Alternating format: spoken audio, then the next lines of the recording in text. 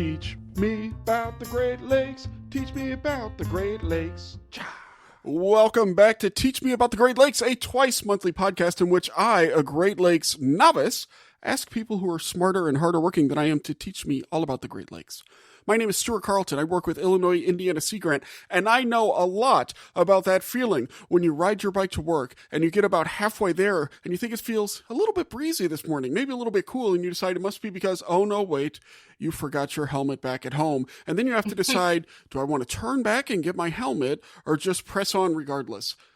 But I don't know a lot about the Great Lakes. And so that's the point of this here podcast. So this is that one time a year, the specialist time of year we've been looking forward to all year, whereby I mainly mean me. And that me too. And me too, the Lakies. That's right, it is time for the Lakies. I'm joined today by Gunn. Megan, how are you? I'm good, Stuart. How are you? It is the most specialist time of the year. It is. We've been looking forward all year for these Lakies. So I might be peeking a little bit. Let me just turn that down. I'm getting too excited. I'm maxing out my whatevers. So Quinn will yell at me. All right, sorry about that, Quinn. Anyway, keep that in, though, so everybody knows just how incompetent I am. What was I saying? Lakies, yes. It's time. So the Lakies are, what are the Lakies? It's a good question. It is our annual. So far, we've had Lakies. This is the first one, but we will have them every year, by hook or by crook. And celebration of Great Lakes, work in the Great Lakes. And so what we did was we asked our listeners and our key stakeholders and things to nominate things for different categories in Lakies, and we had over 150 nominations. Wow. We had to sift through, in a bunch of different categories, and so what we're going to do is we're just going to go through the different categories, and we're going to choose a Lakey winner, but we're doing it kind of out loud rather than like the envelope please. And the reason for that's a couple. One is really we're just celebrating work, right? We know that we're not the arbiters of quality, right? In fact, the tagline that we're using is, let me see if I can remember it, quite possibly not the least prestigious Great Lakes-based award ceremony that there is. And I think that gives you kind of the attitude about it. But also to show you that, awards are kind of silly in the way they're chosen often because it is kind of random, and there's nothing more random than the whims of Teach Me About the Great Lakes. So we're doing it for that reason as well. But really what we're doing is celebrating all of this awesome work. And so after whatever song I randomly choose, we haven't done this one in a while, we're going to go to the Lakies.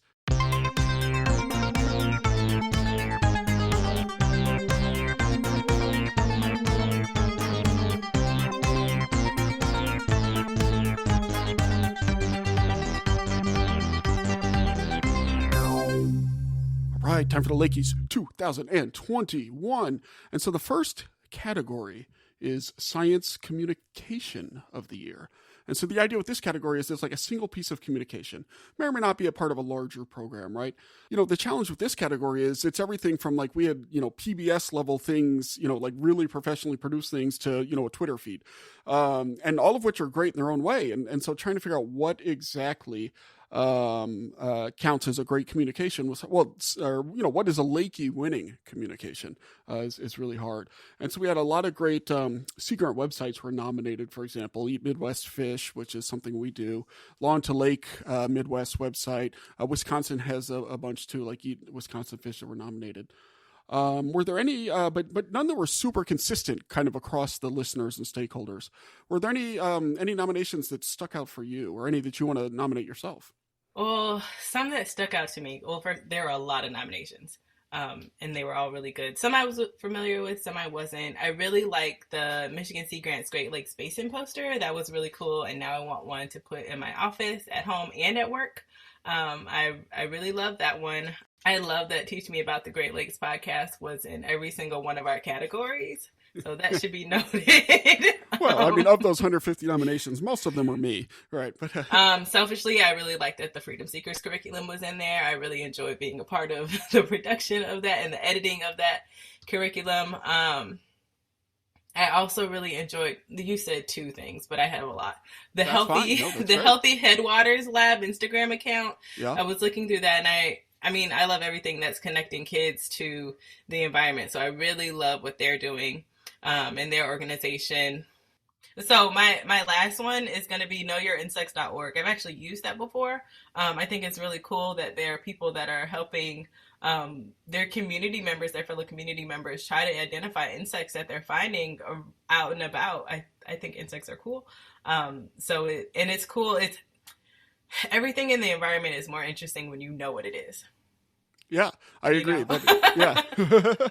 Yeah, that's a great one. No, those are a lot of good ones. Two others I wanted to point out was there's an artist. Her name is Geo Rutherford, and she's been featured. She does interesting work, visual art, and also some TikTok videos. I thought she was really great. And then another one. Now this is very professionally done. Is Great Lakes Connection, which is a show that's really well produced and has a nice holistic view of the lakes with U.S. and Canada. Something we try to do. This is good. So no, a lot of great nominees here. Now. One of the ones I want to hold off on for now is the Freedom Seekers curriculum. I want to talk about that a little bit later, I think, Okay. As a potential nominee. But there are a lot of good ones here. Do you feel strongly about one of the ones that you chose? Because I feel pretty strongly about. Well, let me hear what you say.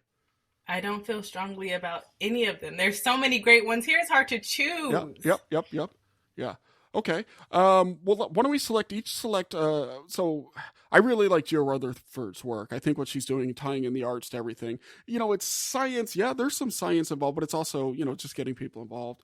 But if there's someone you would rather, then we can Lakey that up. No, let's go with Geo. All right, we'll go with Geo Rutherford's visual art and TikTok videos as the Lakey winner, and then as let's each pick a runner up. So which one of those would you like as a runner up? I would like the Healthy Headwaters Lab Instagram account. Excellent. Wonderful choice. And, of course, you can also listen to our episode with Kat Fabria from the Healthy Headwaters Lab. I'll put a link in the show notes. Great. And that is our runner-up. And then I will also include, let's put the Lake Basin map in there. I think that's really neat. And that's the kind of stuff, actually, that we were talking about that internally at Illinois Indiana Sea Grant is potentially some, types of products that we could do more of. So I really liked that. We'll have a runner-up right there, too. The runners-up are the Healthy Headwaters Lab and the Lake Basin map. And the winner of the Lakey is Geo Rutherford, wonderful visual artist. I was trying to... Congratulations. The reason I'm off is I'm looking for my, papa. I thought I had a papa, but I don't. Mm-hmm. Papa! Maybe I'll add one. Okay. Great. Well, congrats to everybody. All right. Congratulations. Yes. The next one... Now, this is something we might have to work on for next year. The next was Outreach Program of the Year. And so the idea with this was it was something that was more ongoing. I think, at least ideally, it was something that would be more ongoing. But that's not... people had some struggles, I think, trying to understand the difference. So that's okay. Still a lot of really great selections here. So, Outreach Program of the Year. Did you have any that really leapt out to you? So again, a lot of great nominations. The ones I chose here were from Students to Stewards, Fostering Great Lakes Literacy in Michigan Schools. Michigan seems to be doing a lot. Woo woo. I love connecting kids to the environment. So that one. And then also the fish farm and aquaculture programming that Ohio Sea Grant is doing. Just taking it to the community, doing live cooking demonstrations and diving deep into Great Lakes fish farming. Yeah. Those are excellent.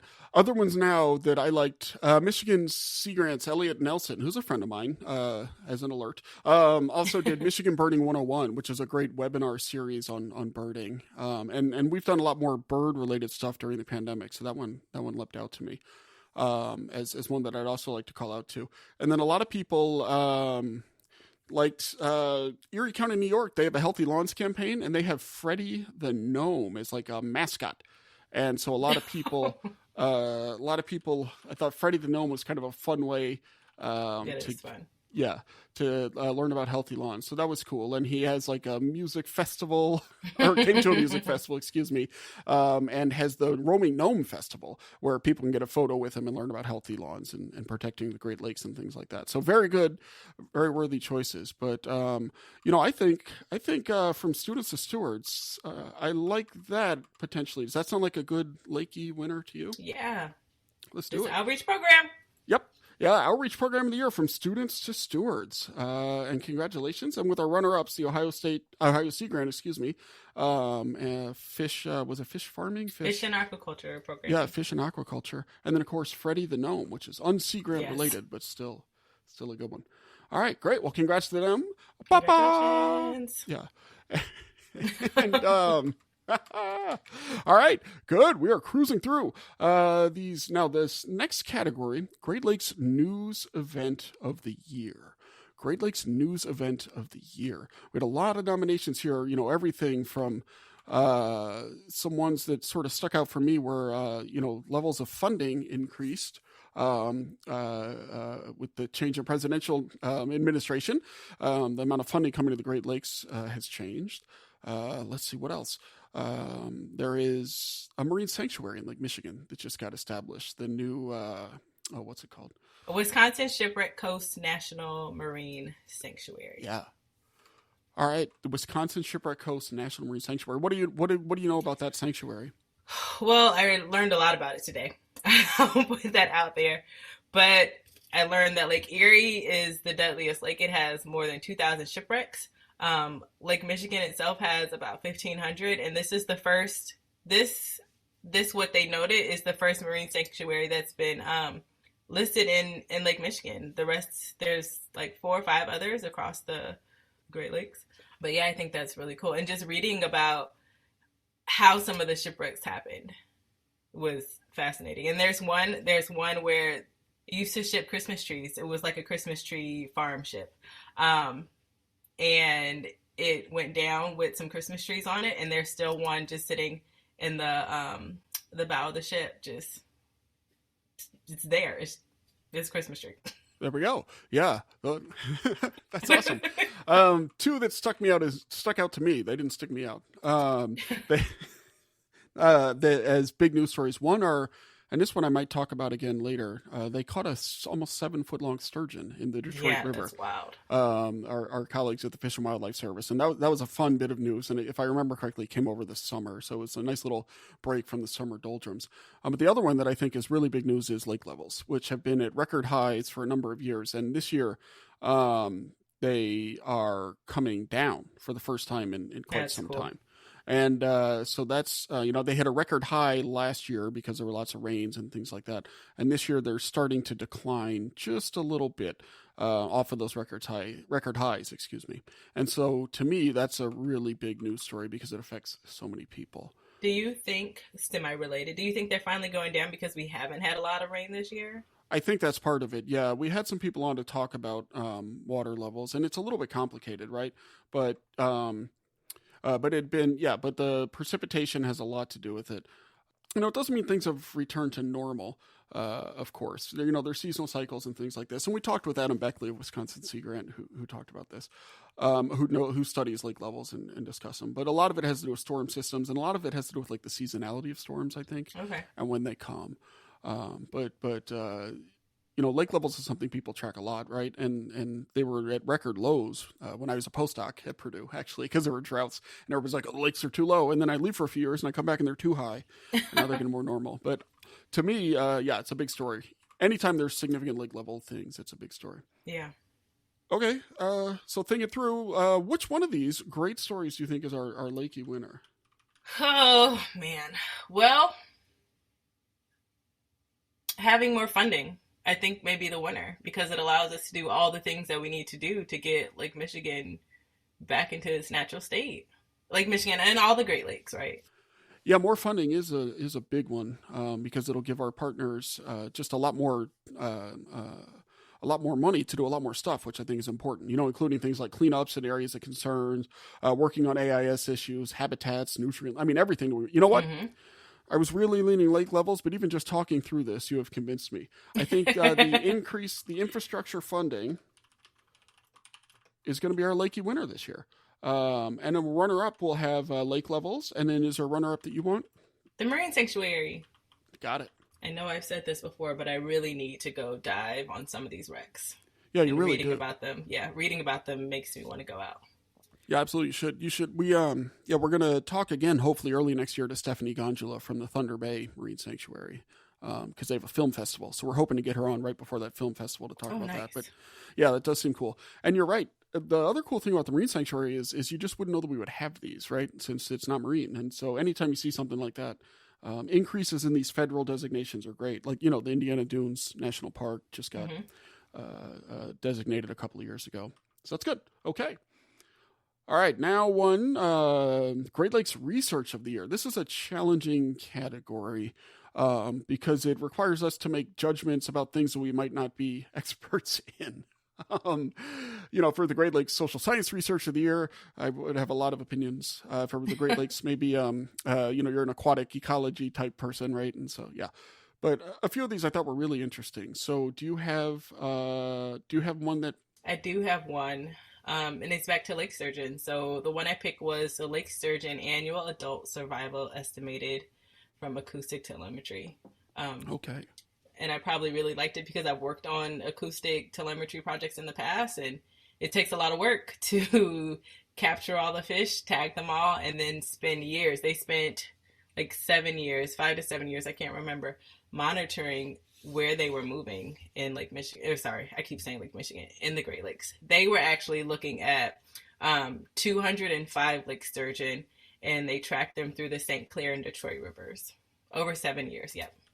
Yeah, and this is, I don't know these authors, S.F. Colburn. This is in the Journal of Great Lakes Research. Just came out. Although it's probably been, Scott Colburn, it looks like. Yeah. From University of California, Davis, along with some other people. This is interesting research. So what is acoustic telemetry? Help me understand what that is.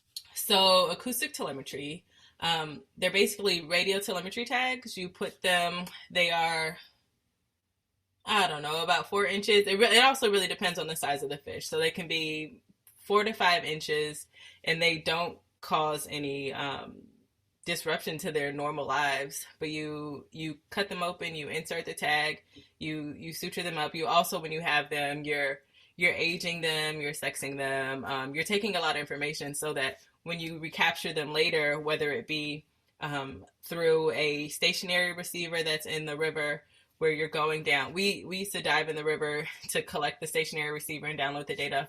And we also used to kayak and canoe down the Wabash River. So I'm guessing that they may have done some things like that, where you have a more active receiver, and you're tracking their movement through the water. And when you find them, you know where you captured them, to see how far they're moving through this period of time. Oh, that's cool. Yeah, that is a cool use of technology. The choice that I have actually is also a cool use of technology. Well, yeah, it's more a cool use of data. And that is this article by Eric Anderson and colleagues. It was published in Nature Communications. It's called Seasonal Overturn and Stratification Changes Drive Deepwater Warming in One of Earth's Largest Lakes. So essentially what they did was they looked at a long-term data set in Lake Michigan. So Eric Anderson used to be here. In fact, he was a Teach Me About the Great Lakes guest. And now he's at the Colorado School of Mines. I happen to know because you and I were on a grant proposal with him a couple of weeks ago. And so what they did was they used buoy temperature readings all the way down the lake. So this thing called a thermistor string. What that is basically a long rope or cable with temperature, with the thermometers every, some number of meters. And so they looked at temperature measurements for over 30 years of data to record changes over time. And what it shows is that climate change is affecting deep water in Lake Michigan in addition to the surface water. They found signal of warming, all the way at the deepest depths at their 110-meter readings. Cool. And so why I like this is 2 reasons. One, it shows a really important consequence of climate change, right? And so as lakes turn over, which they do every year typically, that's much warmer water coming up, which, could have really big changes in like lake ecology, species compositions and things like that. But also it shows some of this really long-term data. One of the unexpected themes to me of Teach Me About the Great Lakes has been the importance of these long-term data sets and paying people to use them, because then you can ask these really big questions. And that's part of why I think the GLRI and other funding is such a big news story, is it will continue to enable that, because if that stuff, usually it's got to be government funded or it doesn't tend to get collected. Because academics, and I count myself as partially among that number, tend to be really project-based. It's like you do a project, you get your data, and you move on. Sometimes there's money to continue collecting the data. Oftentimes there isn't. And so when you have these long-term data sets, it's really, really good. And so that's why that is my number one choice for the Lakey. So where do we go, Megan? Can we have 2 winners? No, we can't have 2 winners. We have gosh. one winner. That's This is hard. the Lakies. There's no ties in the Lakies. But are there really rules in the Lakies? I feel like this is what we decide we want it to be. You're right, but the problem is if in the very first year, like the 4th category of the Lakies, we already have a tie. What does a Lakey even mean at that point? Yep. All right. I'll be honest, I'm going to lean on this one just a little bit. Okay. I don't lean often. Well, who knows? But I try not to lean often while fully recognizing that part of my privilege is that I might not always realize when I'm leaning. So with that acknowledged, I think this story about the long-term data, I think it touches on so many Teach Me About the Great Lakes themes. I agree. That is why I like it. Although I do love, and I really feel like sturgeon might be about to see their time in the sun. But I really do love the work and that you pointed out. But I think our Lakey winner, if it's okay with you, will be Erica. I agree. I agree with your defense of it. All right. Well, congrats to them. Congratulations. And congrats to Scott Colborne on the sturgeon paper. It's also very interesting. And anytime you use an acoustic telemetry, that's neat. Mm-hmm. All right. Notes taken. And you can find a list of all the Lakies in the show notes. I'm going to press a lot of returns so that they're spoiler free. Or maybe I'll add them to the show notes in a few weeks. But they'll be in the show notes, which you can find at teachmeaboutthegreatlakes.com/47, the number 47, because this is episode 47. All right, we are at approximately the midway point, and it's going to get faster here, but what we're going to do is take just a little break to pause and let your brain take in everything that has happened. So we will be back in just a minute.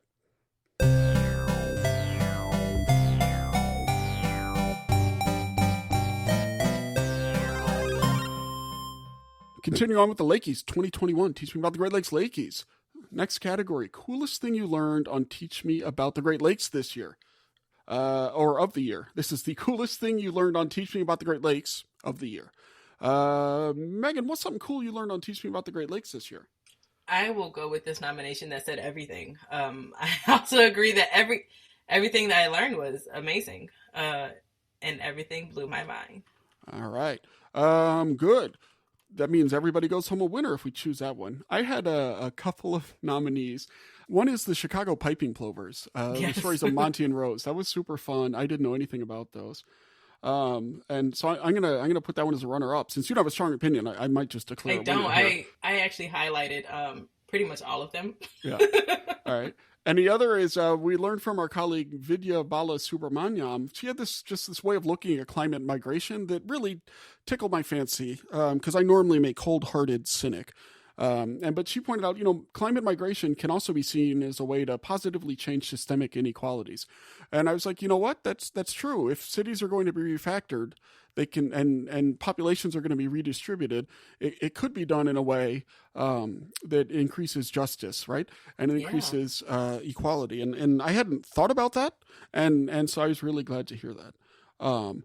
Semi, but not a lot related. There's one thing I had no idea about, though, that I learned about this year on Teach Me About the Great Lakes and also in my work at the Illinois Indiana Sea Grant. And this is the one that I posit should be our Lakey winner. And that is the Freedom Seekers curriculum, which is a project that you were involved with that had to do with the Underground Railroad throughout the Great Lakes. Do you want to give us just a little background on this? Yeah, so what we did with the Freedom Seekers curriculum was to show students that the curriculum is mainly for middle and high school students, how the Freedom Seekers were connected to the Great Lakes. And it looked at things from how they may have been using Lake Michigan to cross from the Chicagoland area over to Canada, and also in New York. It also looked at different ways that they were naturalists and how they were using the environment to navigate to the north. It also looked at just, oh my gosh, there were so many different pieces. I can't choose. It's just ton. It's a really complicated, and I'll be honest. I'm not from, I'm not from the north, and so we don't go as in depth where I'm from on the Underground Railroad. But then on top of that, just thinking about the connection to nature was something I'd never done before, frankly. And so hearing about that, either. yeah. And so hearing about that, I thought that qualifies to me as it's not as hardcore sciencey as some of what we learned, but it really is that connection between the natural and environment and people. So I really loved it. I think it's great. I think it's great work that you and your colleagues did. And so I think it is clearly to me the coolest thing that I learned on Teach Me About the Great Lakes of the year. And so with that, I think Freedom Seekers curriculum will be our Lakey winner. Whoop, whoop. Whoop, whoop. All right. Now we're getting into the categories that are maybe a little farther afield. getting toward those categories. In other words, the categories that I'm more passionate about. Yeah. Yeah. The first one is Science Podcast of the Year. And here there is a definite audience favorite, although I suspect that the ballot box was stuffed. And the audience choice of the year was clearly our colleagues and friends of Wisconsin Sea Grant, the Introduce podcast, which is a neat thing that they do. If you haven't listened to it, just Google Introduce podcast. It's all about introduced species, and it's primarily in Wisconsin, but it's Great Lakes relevant, right, to the whole region. And so whereas this show is more modeled on, I guess, like talk radio,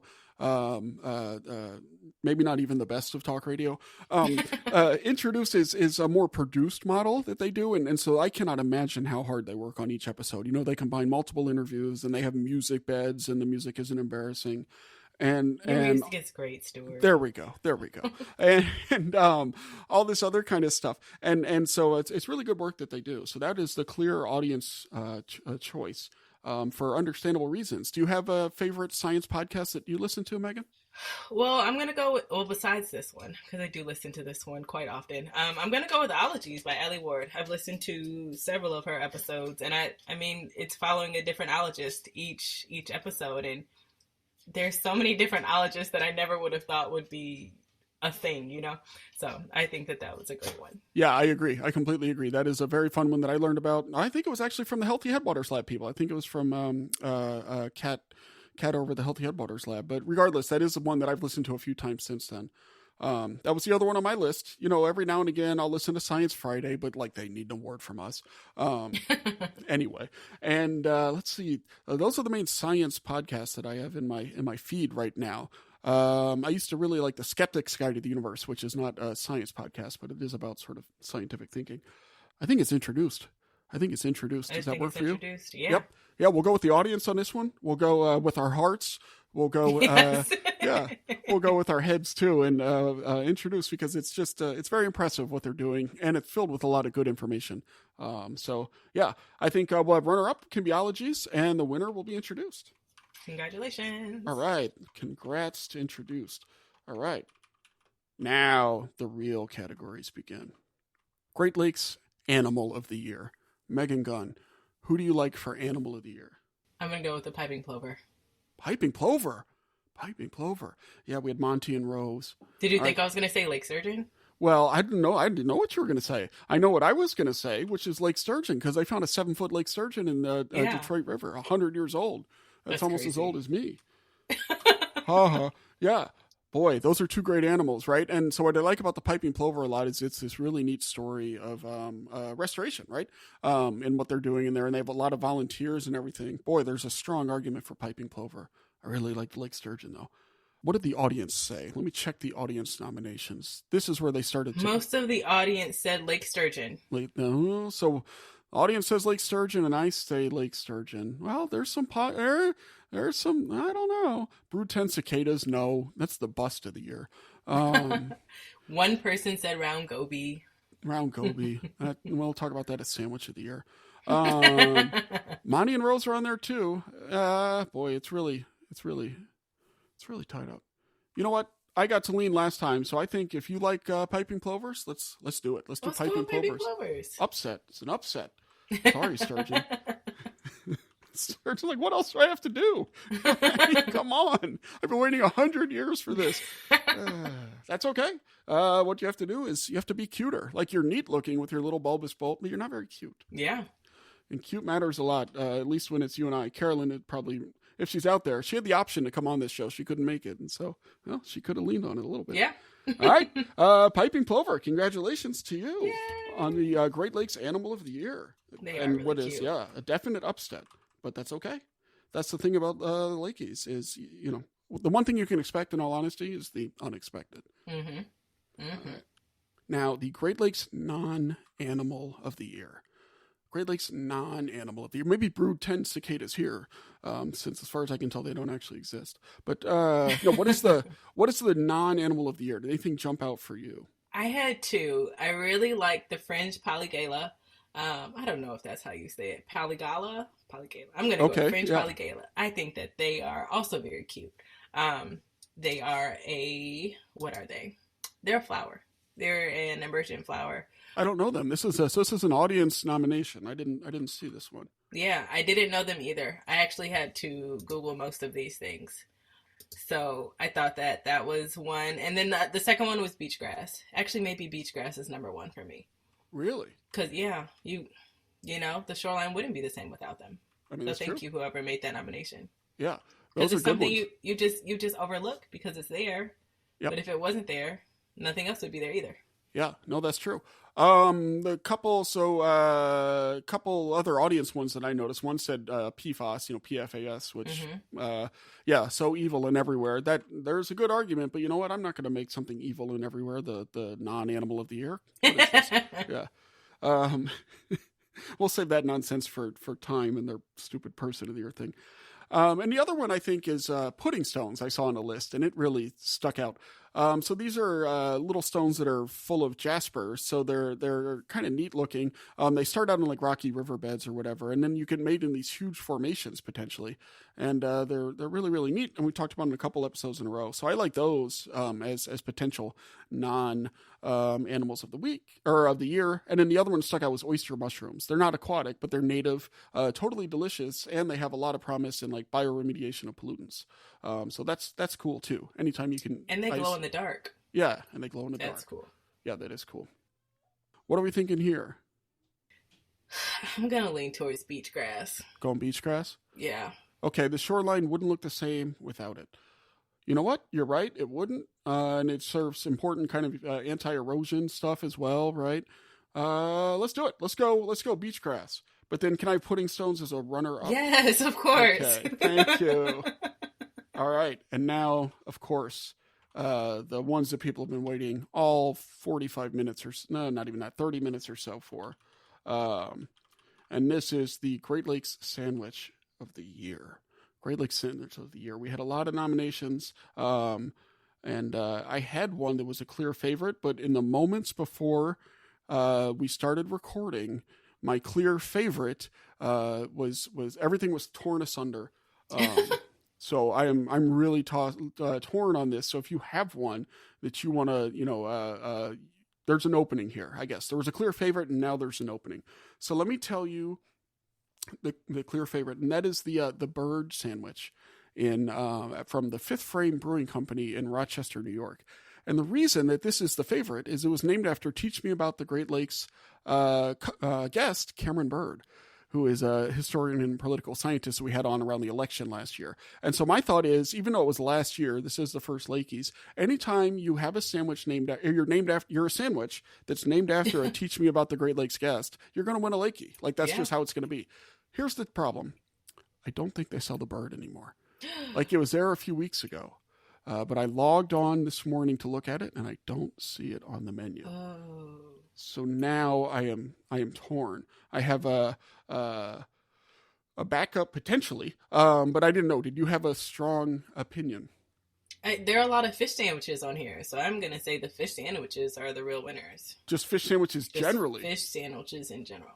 They could be a goby dog. It could be the whitefish sandwich. It could be fried perch. So many different sandwiches. Yeah. Those fried perch. How is this a question with a period? Was the text of that nomination, which I guess it wasn't. Yeah. I mean, it's hard to argue with a fish sandwich kind of generally, right? Because they have white fish sandwich and everything. I worry it's a little generic, for a show that asks about sandwiches every month. This is true. And people get really specific about their sandwiches. So here's what we're going to do. We're going to make fish sandwich the runner-up. Okay. And the other one we're going to go with is, I really wish we could do the bird. We got to be the bird. It would have to be the bird, but the bird isn't there anymore. So you can't have a Lakey winner. That could be the winner in memoriam. We'll have an in memoriam section, like in the Oscars. And so for this, it'll just be a picture of the bird, which is like an egg sandwich, just floating by. All right. So we'll do that. In memoriam, the bird. And I think for the winner, we're going to go off list here. And we're going to go with a BLT. but not just any BLT. This is one that was recommended to us. It was over a year ago, but it's at Tom Coombs' house. Tom Coombs is the meteorologist for ABC, I think 57 in South Bend. And he came on and taught us all about weather in the Great Lakes. And his sandwich was a BLT at his house because he is a tremendous gardener. And he invited us over. Well, maybe I invited us over. But anyway, we were invited over. So I think our emergency winner, if it's okay, is going to be a BLT at Tom Coombs' house. And it'll be a celebratory BLT. And then we'll have the bird in memoriam, but then we'll have a runner-up of fish sandwich. And people, if you want a fish sandwich to win, you got to go more specific. That's what I'm thinking. But fish sandwich generally. All right, good. All right, now one that is potentially very heated, and that is the Great Lakes. This is our last category, too. Great Lakes Donut of the Year. Great Lakes Donut of the Year. Megan, do you have a big opinion here? No, my favorite was the one that said, probably the one I did in a snowy parking lot back in February. That was my favorite. Very solid. Very solid. And I think, Tim Hortons on the Season of Giving episode a couple episodes ago, both guests, or both Canadian, of course, but both guests recommended Tim Hortons. So that's a guest popular as well. Bacon and maple people liked. That was another one. Someone said, gross, I pass, #team sandwich. Solid answer, I'll be honest. And then Plant Joy in Windsor, Ontario. I think that came from our friends at the Healthy Headwaters Lab, but I'm not sure because they recommended it. The problem is I haven't been able to travel the Great Lakes to try all these donuts or these sandwiches either. I know. I was thinking that when I was reading through them. It's hard for us to decide if we haven't had any of these things. Yeah, exactly. That is a challenge. Sounds like we need a road trip next year. Yeah, it does. So this is how it's going to be. We're going to go shipwreck diving. We're going to do the big dive 5, whatever that thing is, where you do all 5 lakes. I mean, I'm not doing any of them, but I'll drive. And I'll get the donuts while you're swimming in the lakes or diving in the lakes. Yeah. Okay, good. It's for work purposes, so it's great. Yeah. All right. I can't. I can't go. Here's the thing: is I can't go Tim Hortons because it's like a big chain, right? And we want to celebrate local donuts. So I think we're going to go with the donuts at Strange Matter in Lansing, Michigan. If that's okay, unless you have a strong opinion. Yeah, I was just thinking that because sometimes I'm veganish, sometimes I'm not-ish. But I like that they've nailed the fun and fancy vegan donut genre. Exactly. That's exactly what I'm thinking. All right, so winner, Strange Matter.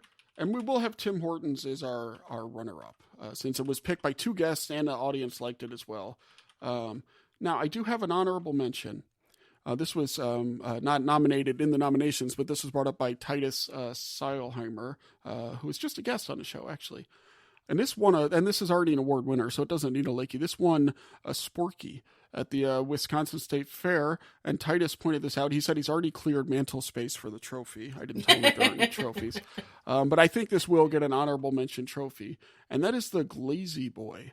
The Glazy Boy, which I think is from Miller Lite Sports Bar. It's not clear. But what it is it's 2 Greeb's glazed donuts pressed with fontina cheese, slow smoked pork loin, raspberry whole grain mustard, and pickled jalapenos. So it's like a sandwich and a donut. Yeah. And it's either the most disgusting thing I've ever seen. Gross. Yeah. Or the most amazing thing I've ever seen. And the thing is, if you eat it, you won't live long enough to decide, I think. But it had to be pointed out, the Glazy Boy. So Titus, there's your honorable mention. Lakey, congratulations to you. And the other thing, the real last category we had was wild card. And I don't know if you had a wild card that you wanted to toss out. We just add people to, toss out anything. And so we have some fun ones that I'll put in the show notes. But was there a category or an award that you feel, other than the honorable mention we just gave to Titus, is there a category or an award that you think we should give out? When I read it, it was like, you know what, this is the real winner here. The best podcast intro and outro music for Doing Jay's Hands With. All thanks to you, Stuart. It's ours. You can't cha without doing the jazz hand. I mean, it's a really solid point, and I do the cha, or sometimes I'll do like a point, like the old finger guns. But it's true. All right. Well, I hate to self-award, but the thing is, that's the category. Best podcast intro and outro music for doing jazz hands with. Teach me about the Great Lakes. I will accept this, Lakey, on behalf of everybody, to tell you the truth. Thank you. Yeah. Mainly on the behalf of myself. Excellent. Well, there are our Lakies 2021. Congrats to all the winners and congrats to all the nominees. Yeah. And really, whenever I look at this, to get semi-serious for a minute, it's like the amount of work that's going on now, out there is just amazing. Mm-hmm. There's so much good stuff. And a lot of it in Sea Grant. Obviously, we're biased towards things that happen at Sea Grant programs. But sometimes we also get a little bit tunnel vision-y. And so to see, what's happening outside of Sea Grant and all this stuff is just amazing. And I think, it's been really great. So thanks to everybody who nominated things. Again, we had over 150 nominations, which is a lot.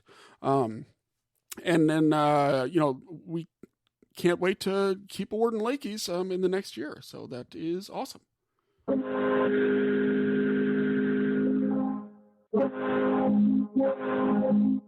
Actually, maybe the coolest thing I learned in the last year is that if you ask nicely, Captain Dean will honk the Guardian horn. Nice. Yeah. But anyway, great. Well, Megan, as we wrap up, so this also serves as our year-end closer, right? Assuming we get it out before the year's end, which depends entirely on travel schedules and things like that. But assuming you're hearing this in late 2021 or maybe early 2022, is there anything you want to kind of reflect on? Maybe, good from the last year, Great Lakes wise, or maybe good wishes for the Great Lakes in 2022? I do have a good wish for the Great Lakes in 2022. But also, even though things have been wonky, some of us have still been working from home, some of us have been in person, and just the world is weird right now. It's been a pretty okay year.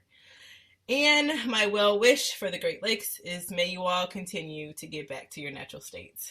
Because with all the great work everybody's been doing, things are happening. Yeah, I agree with that. That makes a lot of sense. This has been, like you're saying, an interesting year, quote unquote. Not the good kind of interesting, but it's been, there's been a bit more of a groove, right? And I think it's weird as someone who's been on a university campus for essentially my entire adult life. It's been weird not being part of that community. I'm still part of the community, but not like there. College campuses, university campuses are awesome to me. Like I just love them. It's just so vibrant, and it's fun to see all the kids. As I get older, I look at college kids and think my daughter, not my peer.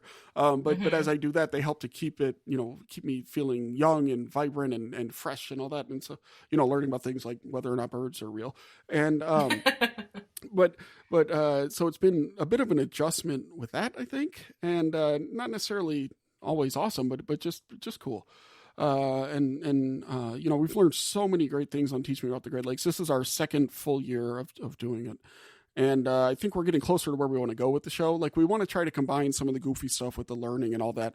And I feel like we're slowly approaching where we want to be. And it's been super fun. I'm so glad to do this. It's such a joy and an honor to be able to have this show and to have it, it's a little bit different, right? From a lot of things. And I like it that way. And so that's, but it really is just a joy and an honor to be able to do that.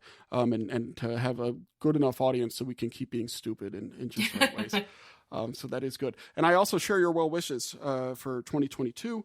And, I hope that we get to keep learning a lot of fun stuff together. I hope that everything just keeps getting more and more normal, and that whatever the world is going to look like in a few years in terms of where we're working and what kind of work we're doing, I hope we start to walk toward that as well. So with that, everybody, hey, have a happy new year. Thank you so much for listening. And be safe, for the second winter in a row. We're entering an uncertain period. And please take care of yourself. Take care of your loved ones. Please get your shots. And we'll see you next year.